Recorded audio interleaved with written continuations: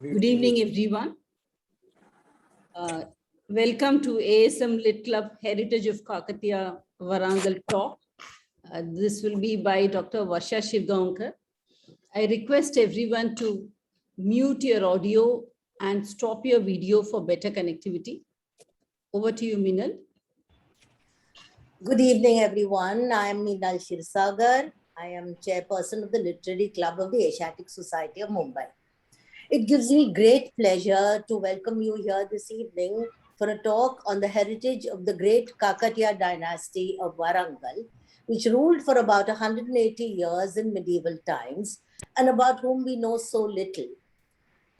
Fortunately for us, Dr. Varsha Shirgaonkar, formerly Professor and Head, Department of History, SNDT Women's University in Mumbai, has kindly consented to deliver this lecture.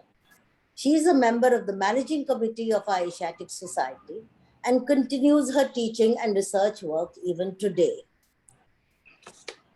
Did you know that no less than Marco Polo, during his visit to the Kakatiya Empire in the 13th century, is said to have called the Ramappa temple the brightest star in the galaxy of temples. This temple, also known as the Rudreshwara temple, dates back to 1213 CE and is located in the state of Telangana. On the 25th of July 2021, that is this year, it has been given the honor of being designated a UNESCO Heritage Monument, largely due to its intricate sandstone and basalt sculptures that have stood the test of time. Suddenly, it is on the tourist map. Visitors have been flocking to it ever since. Our speaker today will tell us about the role and impact of the Kakatiyas and why UNESCO has researched this site of the glorious Kakatiya temples and gateways and given it this honor that is sought after for many ancient monuments. I would like to tell you a little about Varsha before I hand over the mic to her. Later, please post your questions in the chat box. I'm sure she will be happy to answer your questions. We also invite comments and further information from the audience after her talk. So, Dr. Varsha Shirgaonkar retired as Professor and Head, Department of History, SNDT Women's University, Mumbai. She is proficient in several languages, including Marathi, English, Sanskrit, Hindi, Bengali, Gujarati, and the Modi script. Her area of specialization is later medieval and modern Indian history and heritage of Mumbai. She was appointed by the Ministry of Education as a nominee of the President of India on two central universities, the Central University of Karnataka in Kalaburagi and the Central University of Tamil Nadu, Tiruvarur. She was appointed by Government of India on the Indian Historical Records Committee, New Delhi, for 5 years since November 2017. She is one of the two national advisory members of the UGC for Special Assistance Program Department Research Support schemes of two universities in India, Kakatiya University in Warangal, Telangana, and MS University, Baroda. She is also an empaneled expert on some schemes of the UGC. She has published 8 books, 5 as sole author, and also 62 research papers. 4 of her books are in various libraries around the world. So there we have a very fine scholar, and I now invite her to take over. I hand over the mic to her. Do please start your presentation, Varsha. Thank you very much indeed. Thank you for accepting our invitation. Thank you, madam, for such a brilliant introduction. I'm happy to place on record my gratitude to the ASM Literary Club for inviting me to speak on some of the aspects of Kakatiya heritage, with special reference to Ramappa temple, because as madam already has stated, it has recently acquired the heritage tag of UNESCO. I must mention here particularly Mrs. Minal Kshirsagar, the chairperson of ASM Literary Club, for her spontaneity and enthusiasm in inviting me. And later, our dear President Vispi Balaporia and Honorary Secretary Usha Vijay Lakshmi and the rest of the managing committee members immediately concurred with that idea that they would like to listen on the Kakatiya heritage. Today's day has a special significance in my life. This is the beginning of the birth anniversary of my late father, Dr. Sadashiv Ambadas Dange, the former R.G. Bhandarkar Professor and Head, Department of Sanskrit, Mumbai University, a renowned scholar in Vedic studies and authority on Hindu mythology, from whom I have inherited the research instinct.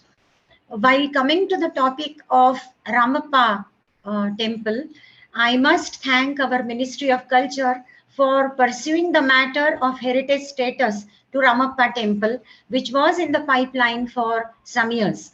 This is the first heritage structure, I must mention here, with UNESCO tag in Telangana state. So it is a great honor that I will be introducing Kakatiya heritage to our friends here at the Asiatic Society. My association with the Kakatiya University is from 2016, when I was appointed as one of the 2 national level advisors by the UGC for the SAP DRS programs of Kakatiya University. That time, Professor Srinath was professor and head of Department of History and Tourism Management. Then other members in the department like Professor Vijay Babu, Professor Manohar Rao, Dr. Sadanandam, Dr. Naresh, Dr. Jaiprakash Narayan, Rajkumar, Narendra, Sahiti, Yadavgiri. I can take n number of names who have helped me in exploring the Kakatiya heritage, because it was their enthusiasm all the time that I must see the heritage around, and that is why I got acquainted with this particular heritage. So now we begin the presentation.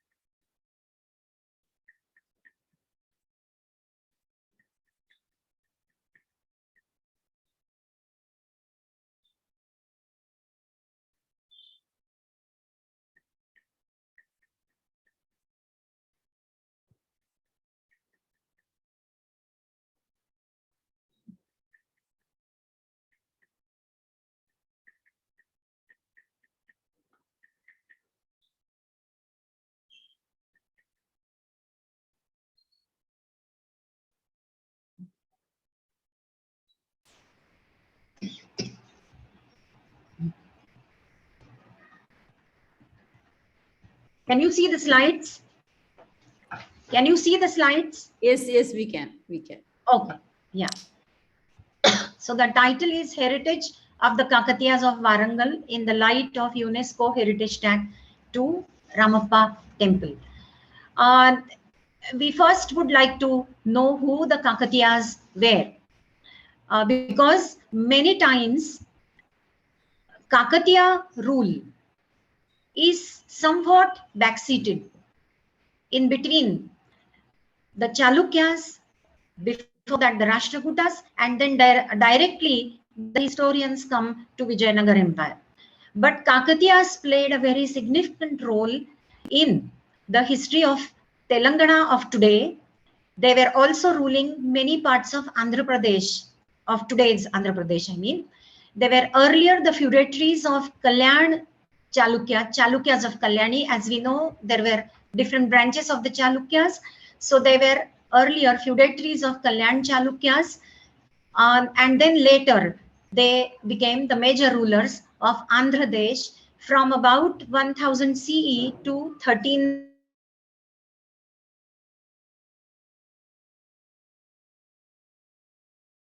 Varsha, your audio, we are not able to hear your audio. At Anamkonda or Hanamkonda or Orugallu or Varangal in 1000 CE. But Varangal or Orugallu came to prominence in the rule of Ganpati Deva and later his daughter Rudramma Devi and Rudramma Devi's adopted grandson, who was the last powerful ruler, that is Pratap Rudra Deva. Here we can see their tenures. Ganpati Deva ruled from 1199 CE to 1261 CE, and he had expansion of the Kakatiya power. Now, important thing about Ganpati Deva is that the temple of Rudreshwar, which is later known as Ramappa, was built by Recharla Rudra, the military officer in a village called Palampet in today's Jayashankar Bhupalpalli district. And the date of this particular temple, which according to the inscription therein is 1213 CE. Now, why this particular temple came to be known as Ramappa, exact reference we do not have.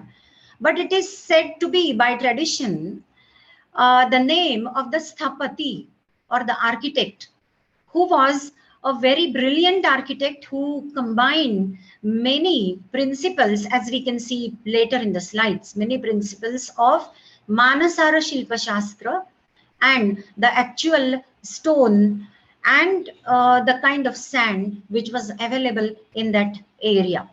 So maybe his name became perpetually connected with this temple, and that is why this came to be known also as Ramappa temple. And I can tell you here that there are 2-3 other Rudreshwara temples also, but there they are called Rudreshwar proper, but only this particular temple is also called Ramappa. So it is quite possible that the skill of Ramappa was well known for generations to come also. Then, as I said, Rudramma Devi. Now, the name of Rudramma Devi and Pratap Rudra Dev will come again when I'll be discussing in short a particular manuscript which has been referred to earlier, which I found in the library of Asiatic Society. Now, Pratap Rudra Deva's court writer, Vidyanath, his Sanskrit work was actually on Alankar Shastra called Pratap Rudra Yashobhushanam. But then we will find that even though this work was on Alankar Shastra, there are quite a few instances which Pratap Rudra Dev, which Vidyanath gives of Pratap Rudra Dev. Rudramma Devi and Pratap Rudra Dev, they have real contribution to make to Warangal fort, which was found in a very dilapidated condition later.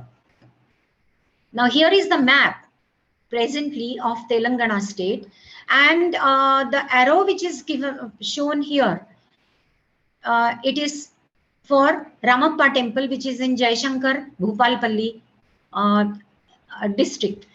And a little to the south of that, you will find Warangal urban and Warangal rural. That was the particular place which was of my familiarity, you can say, because for 4 years, at least 2 times a year, I had to go there. I mean, I enjoyed going there, though from Hyderabad, it was nearly 230 kilometers drive. And Hyderabad also, you can see here, the airport is, nearmost airport is Hyderabad, and from here one can go there. In Warangal area, or little bit that's, I mean that area only, we have got a particular place called Hanamkonda, and later you are going to see some glimpses of 1000 Pillar temple, which is also in that particular area. So my point of view of showing the map is that this area actually has brilliant temples and the brilliant artwork. Bhadrakali temple also is very much nearby, and there are quite a few myths associated with this goddess. I was lucky to be taken there as well. We come to the next one. Now, Rudreshwar or Ramappa temple is now one of 32 cultural properties in India with UNESCO heritage tag. After that, we have got Dholavira, which also got the heritage tag recently. Now, this is located in Palampet village, Jaishankar, Bhupalpalli district, as I have shown you in the map. It was built by the general of Kakatiya king Ganpati Deva in 1213 CE, and it is named after Sthapati Ramappa. Now, for maintenance of this temple, there were 2 villages which were also given as the right to serve the temple, and they were Uparapalli and Borlapalli villages. See, the Kakatiyas were followers of a particular shrine style, triple shrine style, and that is called Trikutachala. That is, you have the main god, and then this temple of the main god is flanked by 2 others. It makes 3. And that is how, along with Rudreshwar temple, which is known as Ramappa temple, we have got also 2 other temples, Kateshwar and Kameshwar temples on either side of Rudreshwar temple. Here I would like to say that for a long time, Ramappa temple was existing, but in a very mute manner. And the temple probably waited for some people to come there and take care of this dilapidated structure. So Department of Archaeology started having the survey, and the first survey was conducted by Ghulam Yazdani, the director, Department of Archaeology, Hyderabad, which is under ASI definitely. And in 1915, we have got some kind of measures of conservation. See, while dealing with the art and the techniques of this temple, we have to also see as to how this whole heritage aspect developed as far as Ramappa is concerned.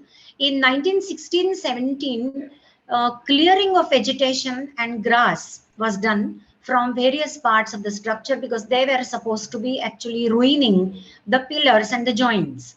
In 1931-32, many parts of Ramappa temple were restored, but they were restored in a very, not in a very professional manner, but at least the further damage could be controlled.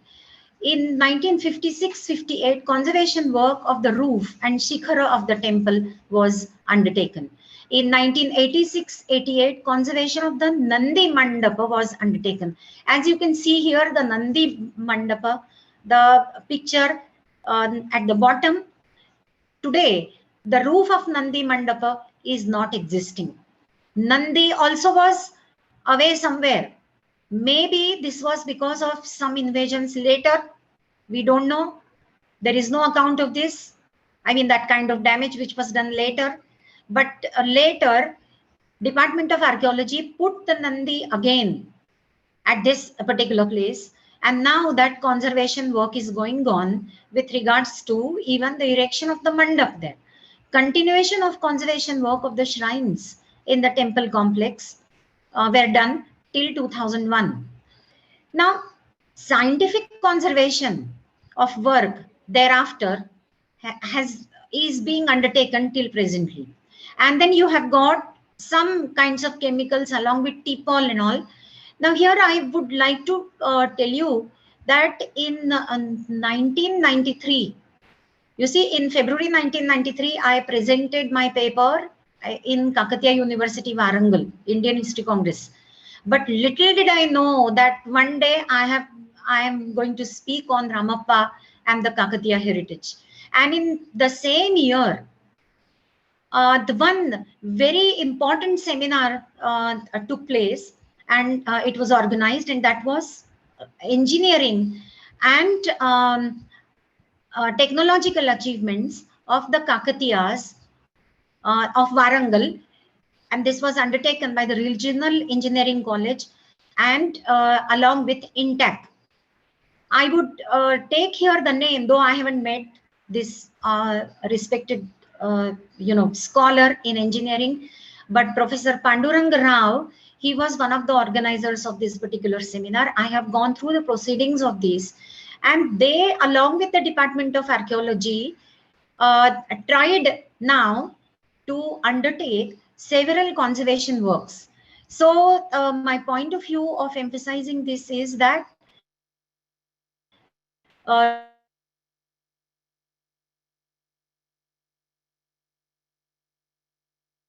event. It has a long history of the people of Telangana, scholars, engineers coming together, working for the conservation and preservation of this particular temple. Now, we come to the materials used in Ramappa temple. This is very interesting, and this is the finding of the engineering faculty. When they inspected the temple, they went there several times. When they found that despite the earthquakes, the foundation of this particular temple is more or less intact. More or less. There was little damage, but that damage was because of some other thing that will come little later. But use of sand for foundation and preparing lime mortar. I'm going to show you later two diagrams prepared by in-house architect, and that will make this particular point little clear.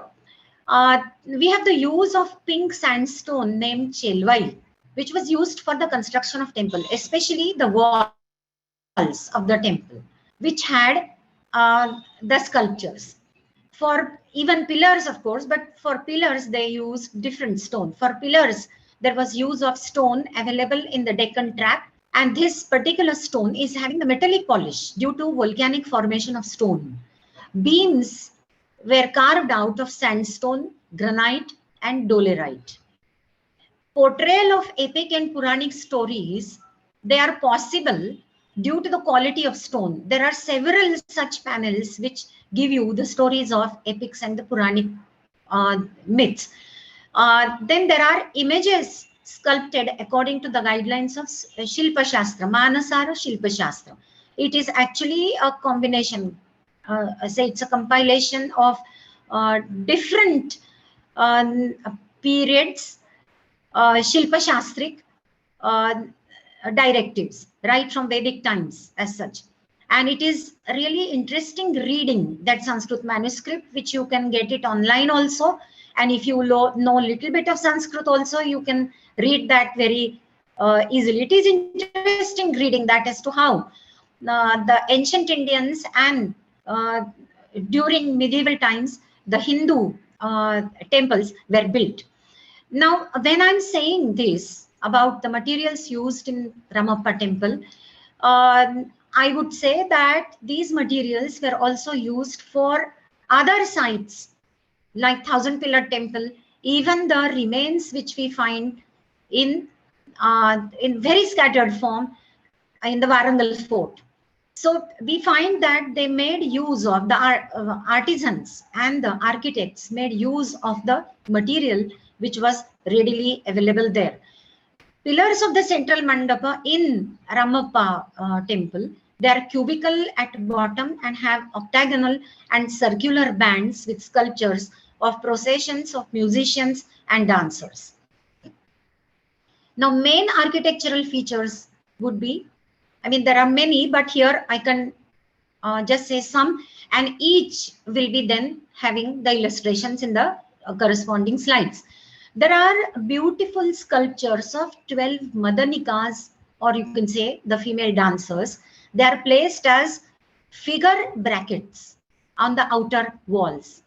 The bracket figures are made in highly polished dolerite stone. The Vimana or Shikhara is built in the form of corbelled arch with bricks. And what kind of bricks? This is very interesting. They are called floating bricks. And at the base, we have sand cushion, or it is called sandbox technology. Now we will try to see the illustrations. Now, this is a very interesting kind of picture from the Mukhamandapa with Chelvai sandstone and sandstone floor beam. This is just one example. Now here there is Surya in the middle and Gaja Vyala. This has been described like this. Vyala is, or Vyalo is in English called Leogryphs. Now here I want to give you little more information that Gaja Kesari, this particular title we find taken by Ganpati Deva, his daughter Rudrama Devi, and also Pratap Rudra Deva, the last ruler. Interestingly, this title, Ari Gaja Kesari, Daya Gaja Kesari, these titles, they are seen in the inscriptions and they appear also on the coins.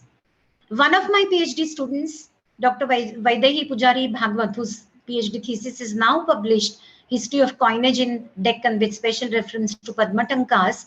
Though she worked on the Yadava coins, she has of course studied the Kakatiya coins also. And when I was reading her published book again, then I thought some researchers can take ideas from such panels of Ramappa and other temples of Kakatiyas and compare them with the inscriptions and the coins. That will be very interesting study. I'm sure one heritage tag to one temple in Telangana, that is the first structure in Telangana, will definitely open avenues for various kinds of research. As we said, the bracket figure. Here is one bracket figure of Madanika, or a female dancer. Her legs are said to be in a particular dancing mudra or yoga mudra, and that is Vyakta Sthapada mudra. Everywhere I have given courtesy because for some pictures I have used the actual dossier, the nomination dossier which was submitted to UNESCO. Then this is another example, Nartaki, and she is accompanied by drummers. As you can see, there are drummers at the bottom. You see near her feet, and the whole posture is having a particular rhythm. So, also, other 10 Madanikas, they exist on these panels, though I have chosen only 2 examples here. Now, this Vimana of the temple, one can see here, there are some kind of repairs done by Department of Archaeology here. This is said to be the perfect amalgamation of the northern and southern typology of Vimanas, which is similar to that of the Chalukyas. Now, with the Chalukyas, it is said that a new style emerged and it is called Vesara. I repeat that I'm not really a specialist in temple architecture, but I'm just using these terms to just explain what is this Ramappa temple like. More important here is that the Vimana, inside the Vimana, there are floating bricks and sandstone is there for the outside layer where the carvings are done.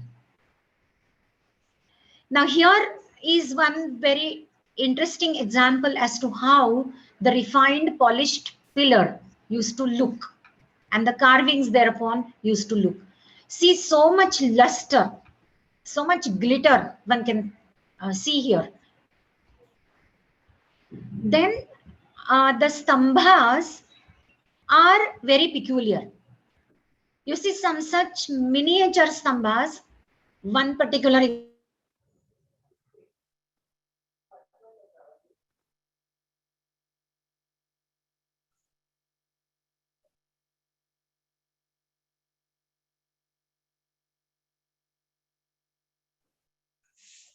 columns. We are not able to hear.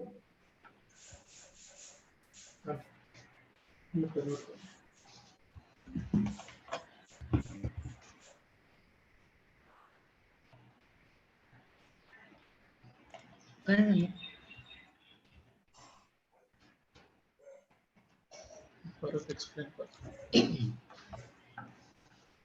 Okay, so this is Brahmakanta Stambha of Natya Mandapa of Ramappa temple. Now, Brahmakanta is identified in Manasara Shilpa Shastra as one of the columns, and which is a square one.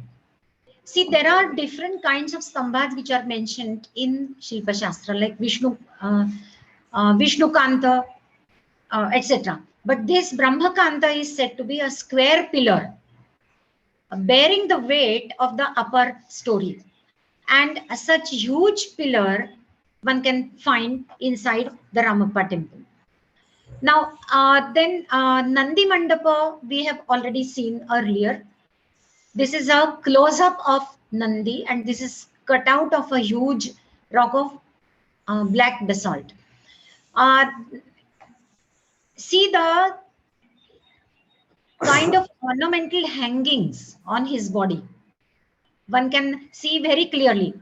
In some sculptures, one can see that they are so articulately done that we can even, you see, have a pin inside, and that can come from here. If we put pin here, then it can come from outside. So one can find that there is a kind of gap between the neck and the particular kind of ornament which Nandi is said to be wearing. Now we come to the floating bricks and sandbox technology. This analysis was done, as I said, before 1993, and after that the seminar was organized. And then in the proceedings of the seminar, the report on the floating bricks and sandbox technology was published. Floating bricks of Vimana, they are of a density of 0.85 grams, that is cubic centimeters of about 0.90 grams. And development of sandbox technology for geostructural strength, manufacturing of lightweight bricks, evolving improved technology from the Kalyan Chalukyas. Now there are some mentions, I mean, I was just going through Chalukya architecture also, and porous bricks are used, but in Chalukyan architecture. But here we will find that probably that by that time the technology improved, and then we have got digging of about 2 to 3 meters deep foundation pit, about 10 feet a pit, and that used to be filled by sand to a depth of 2 meters. Now here is the particular diagram which will give you sort of more insight into what must be. On the left hand side, we have got the structure and foundation in the regular brick masonry. And the arrow shown here is showing the soil, regular soil. The black portion here is the foundation. And on the right hand side, you will find that one particular part of the right hand side is filled with sand. The pillars first used to be put in the sand, and then later this foundation used to be done, so that the pillars actually had the sand foundation. The purpose was, if there were any earthquakes, then the sand would act as the cushion. Now, the point which was explained earlier in the slide, it has been explained again here. The density of bricks is about 0.9 grams cubic centimeters. And overall, not to make this slide little clumsy, we can say that the weight of such a structure, you know, with the sand box foundation and the floating bricks for Vimana, it is said to be about 55% less than normal structure built in the floating bricks. So this is quite self-explanatory. Now this is actually the sandbox foundation picture confined with dry stone wall. When the sand used to be put for about say 3 meters or something, for about 10 feet, then there used to be a stone wall which will protect the sand from spilling.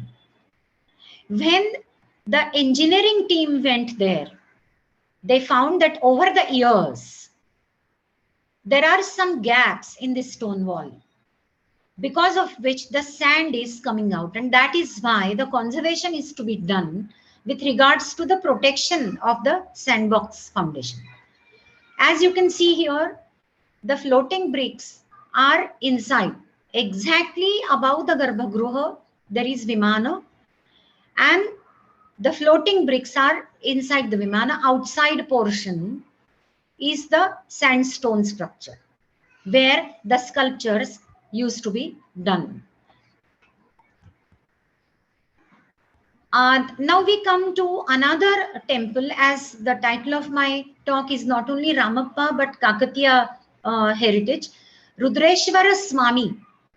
As I said that there is another Rudreshwar temple there. This temple is called Rudreshwar Swami, or 1,000-pillared temple. And it is at Hanamkonda. It was constructed mother of Ganpati Deva in 1163 CE. It has 300 pillars. Now, definitely, I will be asked a question as to why then this is called 1,000-pillar temple. Exactly the same question I asked the younger faculty who had accompanied me to this particular temple. Then they said that each pillar, even though there are 300 pillars, each pillar is having so many carvings or so many, one can say, stripes, you know, or vertical portions which are so chiseled out in stone that the look is as if it is having the 1,000 pillars. Or the word 1,000 may be a kind of collective kind of word, as how we have got Shataka, Dasha Shataka, similarly like that. Now this Rudreshwar Swami temple, see in earlier slide also we can see that the foundation is so up here of this temple as well. And then we have got the entrance. The entrance is somewhere here. So we have to go on steps, and down here you have got the sand. Above that you have got the plinth. We went there around evening time, and you can see that the main shrine, the dancing Shiva, is inside, and that can be seen from outside also. Now this is also Trikuta Chalaform temple. It is dedicated to Lord Shiva, Vishnu and Surya. Sandbox technique is seen here also very clearly. Now, like Ramappa temple, here is a Nandi. 1,000-pillared temple also has a Nandi. And pillared structure of Nandi Mandapa is today lost. So here, as you will find, it's a makeshift kind of roof here. The Nandi Mandapa is located to the south of the Mukha Mandapa on a slightly rectangular platform. The adorned Nandi is carved out of a dolerite stone block. You can see here the carvings. Now the ceiling here, see inside also, even though it was evening, it was getting dark, yet with the mobile camera and the torch of the mobile camera, I could take some pictures. Another picture will be more striking. Here is said to be the Ranga Mandapa, showing Nataraj in the middle and Ashtadik Palas in the circle around. I mean, this was the explanation given by the guide there. I'm not really too sure, but one such another say ceiling also we could find, but the ceiling of Rangamandapa is said to be having the Nataraj in the middle. Now here is another one. See, this pillar is made of dolerite stone. Even here you will find it is the same kind of technique which was used for Ramappa later. This particular temple is before Ramappa. So a technique might have been improved by the time Rudreshwar Ramappa temple was constructed. Now we come to the site of Warangal Fort. There is a mention in literature. In Prataparudra Yashobhushanam, Vidyanath says that the capital city of Rudramma Devi and Prataparudra Deva was Ekashila. In Sanskrit, it is called Ekashila or Ekashila Nagaram. In Telugu, it is called Orugallu, which later in the British records became Warangal. It is stated that even before Ganpati Deva, the plan of this particular site was made. But it was Ganpati Deva who decided to have the proper fort here. And there is a particular myth that here this rock was considered to be more important, more auspicious. And surrounding that, near to that, the Warangal fort site was constructed. Now today, unfortunately, Warangal fort site exists, but with very less remains. As I said, this Warangal fort is adjacent to Ekashila rock. That was Ekashila rock, but then later on it came to be known as Ekashila Nagar as well. About 1026 pieces of sculptures were recovered from the debris. It is said that when Prataparudra Dev was captured nearly after the 9th or 10th attack of the Delhi Sultans, and when he was taken as a captive, his son was made to sit on the throne, but as a feudatory of Delhi Sultanate. And that also arrangement did not work. But it is said that one of the generals of Kakatiyas called Sitapati, who came to be known as later as Shitab Khan, he was then given the charge of Warangal under the Bahamanis. See, later on this whole area came under Qutub Shahi dynasty. When Bahamanis split, this whole area, why there were so many attacks on this particular area, even though it was so stony? Because it was stony, it was having many diamond mines. Please remember that the Kohinoor diamond is a product from this particular area. Not this per se, the picture which I'm saying, but I'm saying that this was the capital city. This whole Warangal fort was actually the administrative center of an empire of the Kakatiyas, which had many, jewels. Marco Polo also describes this particular area full of rubies and diamonds. And he has got nice stories to tell as to how the people used to send, throw the flesh pieces inside the caves. And then when the vultures used to go there, some of the diamonds used to be stuck to these flesh pieces and they used to come out. And then the people then would track the route of these birds as such. It's very interesting to read Marco Polo's travels, especially concerning this particular area. So unfortunately, we will find that for all the 9 or 10 times when Prataparudra Dev was attacked, every time you will find that he had to make truce, and many times he had to give away the choicest of the richest to the Delhi Sultanate. And after that, the result was very painful when he was taken as a captive. Then later he committed, it has been stated that he committed suicide, most probably on the banks of Narmada River when he was being taken to Delhi. And this entire fort was damaged. And when there was a search by Nizam's government archaeology department, then they found 1026 pieces of sculptures just scattered everywhere. And some of them then were sent to Hyderabad Museum, even National Museum. It has been stated. I mean, I'm not really knowing this. I'm just having this from the secondary source. But whatever I could see, at least that was really showing the grandeur of the Kakatiyas. So one can see here the Kirti Torana.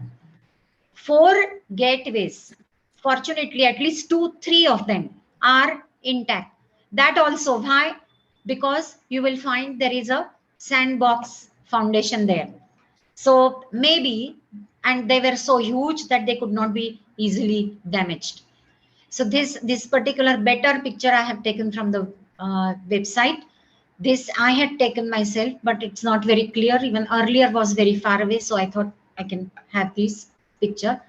The Kirti Toranas or the gateways, they are also called Hamsa Toranas because there are Hamsa here, and the sculptures also depict the Hamsas.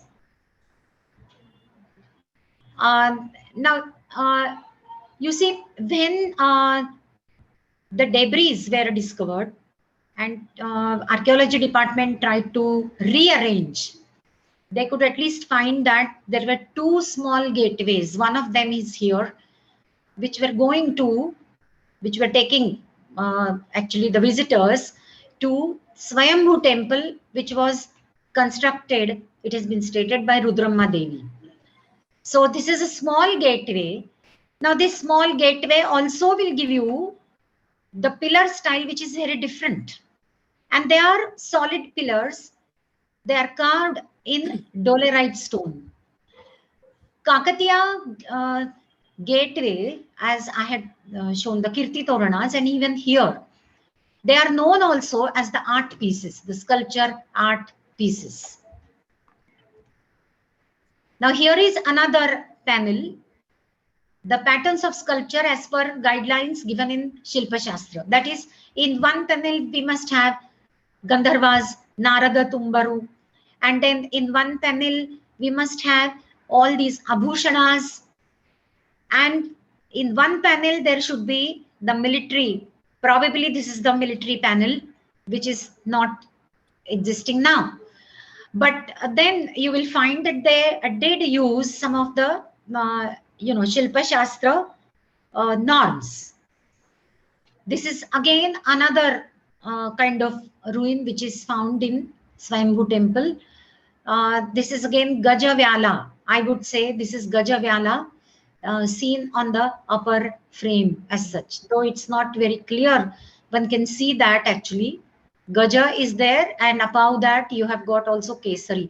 So here also again, Gaja Kesari is visible. So my point of view would be that some such scattered sculptures, even 1,000-pillar temples, all these different kinds of motifs, they could be compared with the coins. Earlier, Dr. Parabrahma Shastri did a very commendable work, and it was he who found out first the Kakatiya coins in 1975. There was one particular, I think he found 4 hoards of Kakatiya coins, and that's how Kakatiya coins at least came to light. And then the legends on the Kakatiya coins used to be read. So I'm just saying that maybe the relationship between sculptures and the coins could be shown. Then this is another beautiful sculpture of Kesaris. Now we are not really very sure, but as who is this particular god? We are not sure. But as you can see, the hands are cut. So maybe there were some, other kind of say lotus or something like that here in the hand, but that is unfortunately not seen here. Then it is said that the Swayambhu temple had the Nandi Mandapa also. Fortunately, this Nandi Mandapa is intact. And the pillar, as you can see, it's quite strong. So maybe it could not be broken by the invaders. But the pillar, as you can see, is with the art. And behind, you can see one Kirti Torana very clearly. You can see the Hamsa motif also near the capital. Now, since this is literary club, I will be delighted to speak about 5-10 minutes on Prataparudra Yashobhushanam of Vidyanath. When I first went in October 2016 to Kakatiya University, when I was going, my mother, Dr. Sindhu Dange, former professor and head Department of Sanskrit, R.G. Bhandarkar professor and head Department of Sanskrit, she said, you are going there, but I have found a very interesting reference for you from Pandurang Shastri Kane's History of Dharma Shastra. That there was one court writer and he wrote Prataparudra Yashobhushanam. The note is very small in Kane's Dharma Shastra. So in my speech, I made a reference of this. I made a note of this and said that this Kakatiya land is so rich culturally. Then later it was Professor Srinath, who that time was professor and head Department of History and Tourism Management, and the coordinator of SAP-DRS program of UGC, for which I went as the advisor. He insisted that I find out the text and write an article. Though Prataparudriya, this particular commentary is published, the actual Prataparudra Yashobhushanam text needed to be studied on. And so he insisted that, madam, you have to write an article on this. And we will publish that in Kakatiya Journal of Historical Studies. So I said, okay, fine. It was a little difficult for me, but then I said, why go out in search of Sanskrit manuscript? Why not see our dear Asiatic Society library? And there it was available in microfilm form. So I was reading line by line. Now, of course, it is there in read-only mode on our Grantha Sanjeevani, where people can read that. But reading that was very interesting.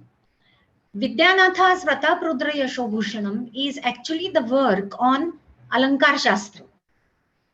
It has 9 prakaranas, 9 chapters. Alankar Shastra, as we know, it is figure of speech. So it is actually a work, one can say, in linguistics. But while giving examples, he is always having his master, Prataparudra Dev, Kakatiya ruler, in front of his mind's eyes. And that is why the examples which he gives, how a Nayak should be there in Nayak Prakarana, he says, how a Nayak should be there. Nayak should be having a long pedigree of successful and ethically sound parents. And that time he gives the pedigree, right from Ganapati Deva, then Rudramma Devi, how Rudramma Devi was Rudramma Maharaj. And actually, when I was seeing the inscriptions of Kakatiyas, really Rudramma Devi has been referred to as Rudra Maharaja, even though she was a queen. Actually, Ganpati Deva, during his tenure itself, made Rudramma Devi the heir apparent whenever he used to go out. And one thing I want to tell you here, that Racharla Ganpati, who constructed this, by whose orders the Ramappa temple was constructed, he was also a very powerful military officer of Ganpati Deva, and he had saved Ganpati Deva once against the Yadava attack. So Ganpati Deva was very fortunate in having Racharla Rudra and his dear daughter Rudramma Devi. So Rudramma Devi, how she was militarily also equipped and all, that kind of description we get in this. But that description you have to understand through some words. It is not direct, because this whole work is on Alankar Shastra. Then Rudramma Devi's uh, adopted daughter, Mummudi, she was expecting Pratap Rudradeva. And that time, Rudramma Devi decided that as it is, I don't have a son. So why not have the grandson as my heir apparent? And that is why Pratap Rudradeva then was made the prince, Yuvaraj. Then there is a description of his coronation also, how different river waters were brought, everything. And then, as I said earlier, there are frequent mentions of Ekashila Nagaram. So when I went to Warangal Fort, that time I had not actually read this. But when I read this, when I started reading this text, then I could correlate with what I had seen there. Though, unfortunately, it is a very scattered site, you know, one feels really melancholic as to how mighty it must have been at one point of time. But then still, you will find that one can really have a correlation with Ekashila Nagaram mentioned here. And there are several descriptions of the expansions of the king over Yadavas of Devgiri and on Kalinga, similarly on Pandyas, his attacks on Pandyas, etc. But at the same time, we will find in the inscriptions and all, you know, we do not have any mentions of Kakatiya rulers treating very badly those kings who submitted to them, those kings who had attacked Kakatiyas and then later on submitted also. We don't have that kind of, so ethically, Kakatiya rulers seem to be very strong. And this is reflected in Pratap Rudra Yashobhushanam text. Another point here is very important, that he mentions about Trilinga concept. The word Telangana has come from Trilinga. Kakatiya rulers were the worshippers of Lord Shiva. They were Shaivites. Of course, they have given patronage to Vaishnava. Vaishnavas also, they have built Vaishnava temples also, but their primary deity is Lord Shiva. So Trilinga at that time means, where were these three lingas?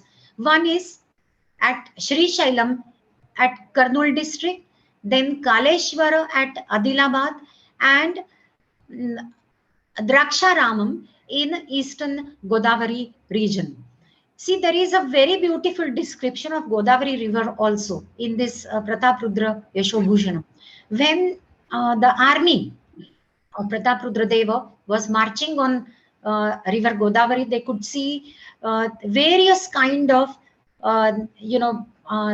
animals and birds on the way. And these animals and birds, as if were also free, because now the Yadava rule was not there.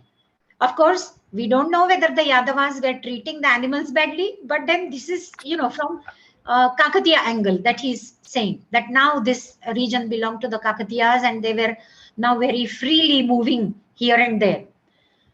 So this Trilinga Desha is very important, because he says that as if the Shivalingas at these three places, they blessed the Kakatiya kingdom. And that is why also we have got many Rudreshwara temples.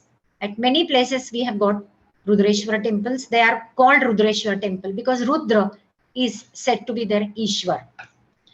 Now, before I end, I would be giving you some references here, because I thought for some of you they would be important, just in case if we if many of you want to do further research. I must specially mention here that Professor Vijay Babu, who is professor now, at Department of History and Tourism Management at this university, Kakatiya University. He and his say another assistant professor, Naresh Palnati, their article was very useful. Biodiversity as reflected on Ramappa temple. Beautiful examples they have given of sculptures as to how different kinds of animals are seen here. And then, as I said, I have referred to Manasahara and Vaidehi Pujari Bhagwat, my own students' PhD thesis, which was published, and Pandurang Rao edited Kakatiya Heritage, which is published by Kakatiya Heritage Trust, and that proceedings volume, which I was referring to, Engineering and Technological Achievements during Kakatiya period, and then the nomination dossier and all. Before I end, I would also tell you that Kakatiyas have actually contributed a lot to the water conservation. So every temple had the lakes, many lakes, the lakes around. And it is very interesting to note that the Nizam state conserved these lakes, and present government also has conserved these lakes.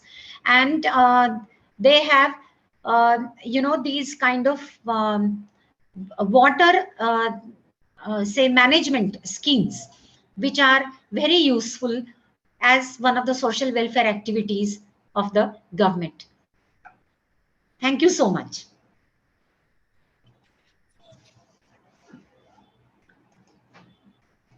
Thank you, Varsha. Thank you very much.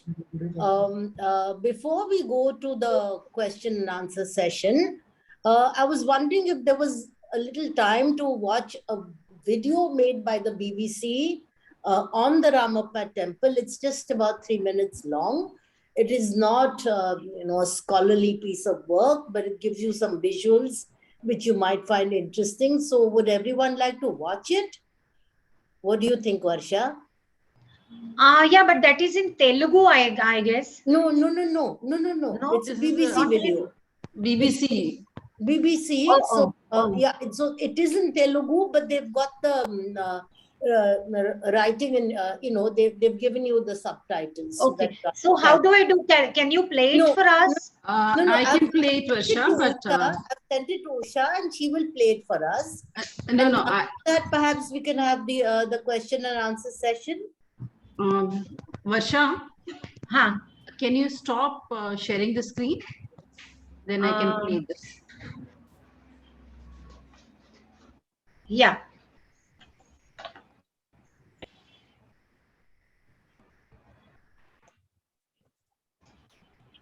Huh? Can you see that? Yeah. I'm going to make it full. I have stopped, I think. Yeah.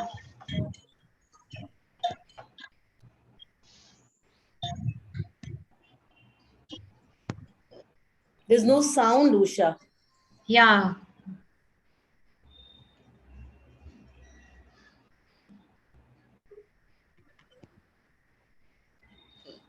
We would have liked to hear the Telugu. It is just music. No, there's also there are also Yeah, words. he's speaking in Telugu. Yes. No, it's nice to hear him speak. But anyway. Yeah. But sound, what about the sound? Anyway, you can see the temple. Yeah.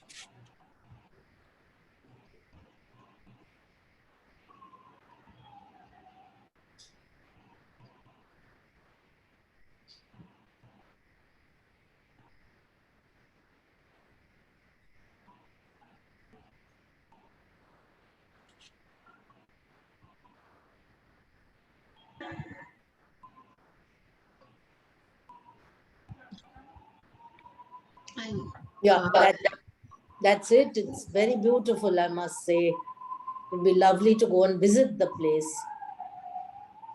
Usha, would you I'm like good. to take the question and answer Yeah, session? yeah, yes, yes. Just give me a minute. I'll close it fully. Yeah.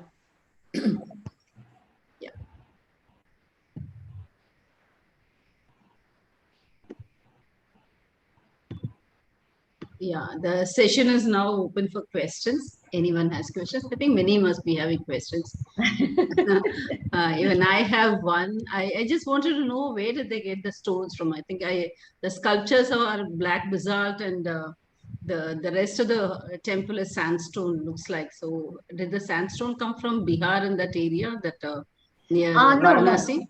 no. It is called Chelwai sandstone, Okay. which was available in that area. That is a Okay. different kind of sandstone, and that is specifically mentioned. Okay, okay. Anupreeta Mogankar wants to ask you a question. Yeah. So she's raised her hand. Yeah. Yeah. What is it? Good evening, ma'am. Thank Yeah. you for such a wonderful lecture. Thank you. It's my Are pleasure. you able to hear me? Sure. Yes. Okay, I'll just put the video off because I think there's a bandwidth issue here. Yeah, Mhm. please go ahead. Yeah. Yeah.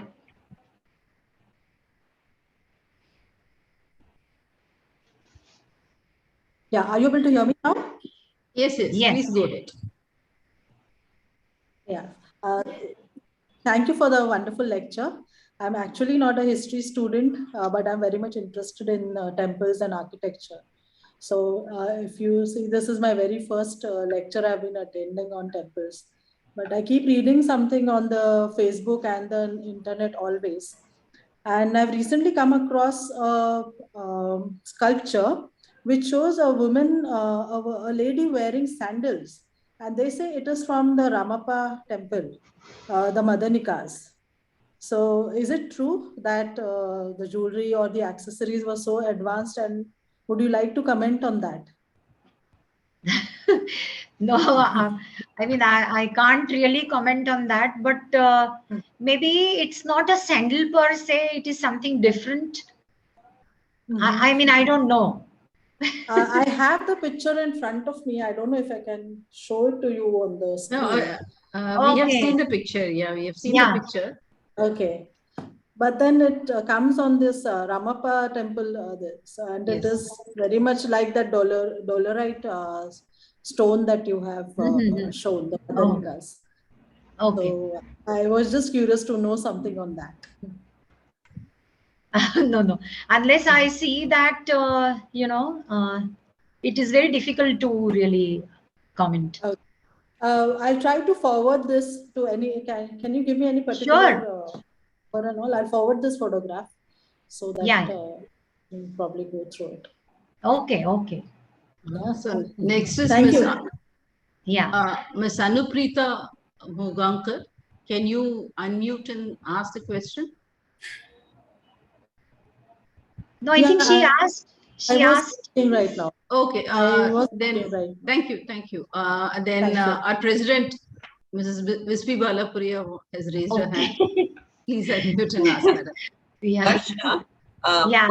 when you give a date for the temple, it was constructed in the 13th Yeah. century or whatever. But these temples must have taken years to build. So, Yeah. so the date is sort of like for the completion, or have we any idea how many years it must have taken to build something so intricate, the carvings, the pillars, and so Yeah. any idea how many See, years? it is said that it took about 40 years to complete this, and the inscription pillar was let down at the last. So that date appears to be the date of completion. I just wondered because it's so intricate. Yeah. Thank you, Varsha. And Miss Smriti Akre, can you unmute Yes, and ma'am. ask? Yes. Yes.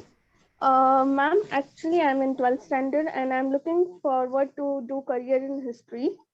I want to ask that what message you will give to upcoming youth who are interested in history, taking the situation today's in hand. Oh my God, then I think there would be some different kind of workshop which myself and our honorary secretary Usha Vijay Lakshmi would be taking, isn't it? We'll be very happy to. Yeah. Yes. Madam, good evening. Madam, good evening. So Hello. I'm Yadav Reddy from Kakatiya University. I'm so happy that you are here, Yadav Reddy. I'm so glad. Thank you, madam. And you said a word that is Chelwai sandstone. That Yeah. is Chalwai. Chalwai. Here, that area is popularly known as Chalwai area. It is very Okay. near. It is very near to Laknavaram Lake of Kakatiya Lucknow, period. okay. Yeah, Ha, ha. exactly. It is just very near to 5-6 kilometers away from Laknavaram Lake. There is a village called Chaluai. The surrounding of that Chaluai area completely the pink sandstone is available there. That's why they have collected Okay. that they have collected such stones from that region only. That's why it Thank you was so known. much. Thank That's you why it so is much known as for Chelwai sandstone.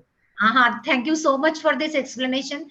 For the audience, I would like to say that Yadav Reddy has been kind enough in escorting me from Hyderabad airport to the university, from university to airport many times. So I must really thank you. Actually, this particular lecture is an opportunity for me to express my gratitude to all the department members of Department of History and Tourism, Management of Kakatiya University. Honestly, thank you so much, Yadav Reddy. Thank you, madam. No mention. Dr. Manjari Thakur has a question. Yeah. Can you please unmute and ask?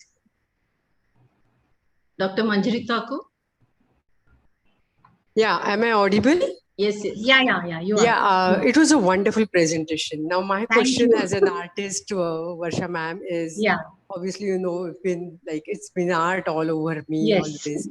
I found the images that you showed in the slides, the human images, the figures, sculptures, they Yeah, look yeah. very slender. I mean, very unlike to the Indian art and culture of that period, because if we see the images, I mean, those sculptures all over the country have been very robust, men or women. These specifically look very elegant, very slender, longish. I don't know. No, you are. Is there Yeah. Sorry. Yeah. See, you are right. You are right. There has been discussion on this. Such panels of female dancers existed also as bracket figures among the Chalukyas. But there, the body is little, one can say, plumpish. And even the Hoysalas. See, from the Chalukyas, you have got their two feudatories having independent states. One is Kakatiyas and another Hoysalas. And Hoysalas also inherited that kind of, sculpture making of human bodies, especially the female bodies as such, but they are different. And here it has been stated that they are slender, and that actually speaks about the Kakatiya speciality of art. Oh, really? That's really wonderful Yeah. for me to know, because Hoysalas Yeah. or Chalukyas or even Chandelas, I mean, all over India. See, that is what Yeah. I'm saying. See, I was looking through the volumes of Bharati Vidya Bhavan, but in Bharati Vidya Bhavan volume, that particular period, which also covers Kakatiya period, the contribution of Kakatiyas towards art and architecture is missing. That is very strange. So, many times Kakatiyas are somewhat sidelined. And I think this particular heritage tag will give an opportunity for the Kakatiya art and architecture to come forward and having a kind of, showcasing them, really speaking. I'm sure, because this is Mhm. absolutely Yeah. nothing that I have learned in my history, and I was always wondering why Yeah. these figures are so Yeah. slender, as against Yeah. the backdrop of those robust images all over. So thank Yeah. you Yeah. so much. It was wonderful. It was such an enlightenment of so many things put together. Amazing Thank you. presentation. A lot of hard work is already seen. It's wonderful. Thank you so much for this. Next, Miss Belinda Meneses has a question. Can you please unmute and ask? Miss Belinda? Yes, ma'am. Yes, I just wanted to thank ma'am for showing a very informative and useful session like the PPT. So I didn't know a Thank lot. you. And in history, we are currently studying Kakatiya. Like we are doing Vijayanagar and Bahamani kingdoms. So Yes. this is there in that Vijayanagar kingdom. So that's how the founders are related. So this was a very useful session for me at least. Thank you very much. Okay. Thank you for being. Anyone else wants to ask questions? You can ask.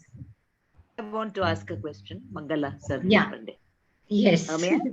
First Yes, of all, Sure. Varsha, let me really congratulate you. I'm overwhelmed by your scholarship and you're carrying forth the tradition of research set Thank for you. your parents, both your Thank parents. you for Now, me. Many I had, years to go. yes, Varsha, I had two questions. One, what just now what Manjari said about the slenderness of the women. I wonder Yeah. if all over India the women, the feminine figures which are rounded breasts and pelvic region, etc. Is it because of the mother goddess worship that they Yeah. Yeah. represent the mother goddess? And another Yes. thing, Madam, I was very impressed by what you said about Gaja Keshari. See, Huh. Gaja Keshari always together is a Shubha Yoga, even in astrology. Gaja Keshari. Oh. And why does the Oh. Gaja appear? Gaja Keshari Yoga means Jupiter and Moon together. Now, Oh, how really? does how does Gaja come in all the sculptures all over India? The Mm-hmm. elephant is always present. Uh-huh. Okay. Even a beautiful woman is compared to the Gajagamini. Oh. Uh-huh. Okay. So what Oh, would be it's a the knowledge importance to of me, really, about astrology. Gaja yes, Kesari. Gaja Keshari Yoga? What is Okay. Keshari? What is Keshari? Actually, see, these kind of titles were taken by Cholas also. Huh. Alternatively, rulers used to take Rajakeshri and Parakeshri, not Gajakeshri. But Gajakeshri as such is a symbol of auspiciousness. So that No, kind of. Kesari is lion. Kesari No? is ruler. Kesari is land. Is also ruler. Okay. And the Gaja appears all over India. Yes. A Yes. symbol of auspiciousness. And someone wanted to say something. Hello. Thank you. Hello. Anyone wants to add something? Hello. No, I think that's all, Usha. Would you like to switch my video on? I'm stuck somewhere and I'm not able to do that myself.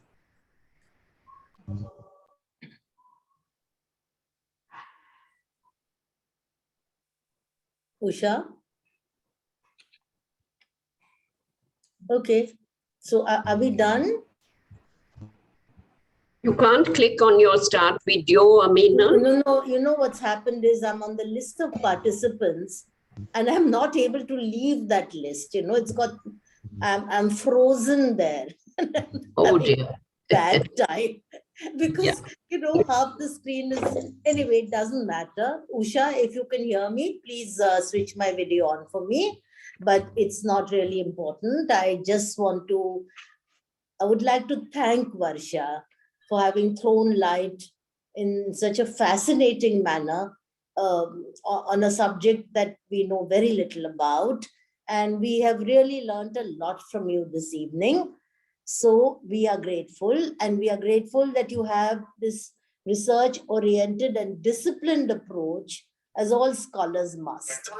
And we have benefited, they are waiting for hugely you. from your work, as no doubt students have as well. I think you have said to me that you have enjoyed this journey, where you have started off from something familiar and then arrived at an in-depth study. But I must say, we have enjoyed the journey with you very much. The visuals that you presented too were highly illuminating. as also the pictures that you carefully chose and that your daughter put on the poster for you. So do thank her for her work. We really are happy with that. A grateful thanks also to the audience for the interest they have shown, for their questions and their active participation and appreciation for what has been done. As always, our thanks are due to the technical team and especially to our Honorary Secretary, Dr. Usha Vijayalakshmi, who is also a professor of history. And so I was happy that she was able to take the question and answer session.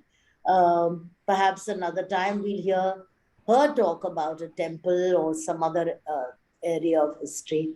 We would look forward to that. So thank you again, Varsha. Thank you, participants. Thank you, everybody. Have a good Thank evening. you for giving me opportunity and expressing gratitude. Switch their videos on. Hello. Yes. Madam, can you hear me? Professor Srinath. Sure. Yes, please. Yes, we can hear you. Just, because there was, it was raining throughout, we didn't have power. So I was in and out, but at the outset, I would like to thank the organizers for having arranged your lecture. We look forward because the region also is very thankful to you for having showcased an important monument which had this heritage tag. I certainly feel honored to have you amidst us as one of the important members of the advisory committee on SAP. Those 2 years were very fruitful.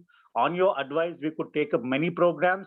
And on the other hand, you have made your visits more productive by contributing this to our nation. I make this an important note and congratulate you for having done this. And we will certainly keep this for our future generations. Thank you, madam. Thank you. Thank you all. I think you can end the session now. Oh, Irina is there. Irina. Oh, Yes. would you like to say something? I didn't ask any questions because